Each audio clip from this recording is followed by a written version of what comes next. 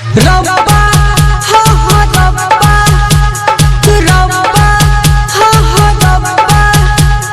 Prince बाबू, धीरज बाबू, रेहान बाबू, माँ सरस्वती रिकॉर्डिंग स्टूडियो दिल्ली।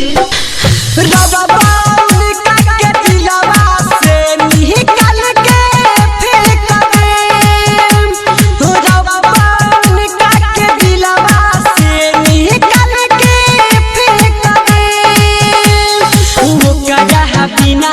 चैन से अब वो कहा बिना तो चैन से अब हम जी ले। रब्बा उनका के दिलवा से निकल के फेंक दे। रब्बा उनका के दिलवा से निकल के फेंक दे। रब्बा हा हा रब्बा रब्बा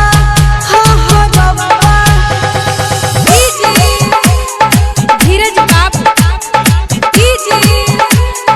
रेहान बाबू, गोपालगंज।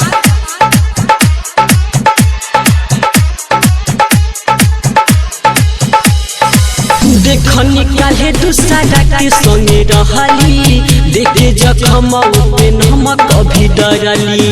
देखे जखम पे नमक अभी डरली। हाँ देखनी काले दूसरा के संगे रहली। देखे जखम पे नमक अभी डरली। रहेली खुश सुना हमारा के छोड़ के जातारी जिंदगी में जहर हो घोल के। अपने आप तहारी गहिनी अपने आप तहारी गहिनी दिलावा पर पत्थर कले। रब्बा उनका के दिलावा से निकल के फेंक दे। रब्बा उनका के दिलावा से निकल के फेंक दे। रब्बा हा हा रब्बा रब्बा हा हा रब्बा। प्रिंस बाबू, धीरज बाबू, रेहान बाबू, गोपालगंज। प्यार के तोनी कोना रखल तू मोलहो। ले ले बाड़ू हो दुश्मना जैसे रोलहो। ले ले बाड़ू हो दुश्मना जैसे रोलहो।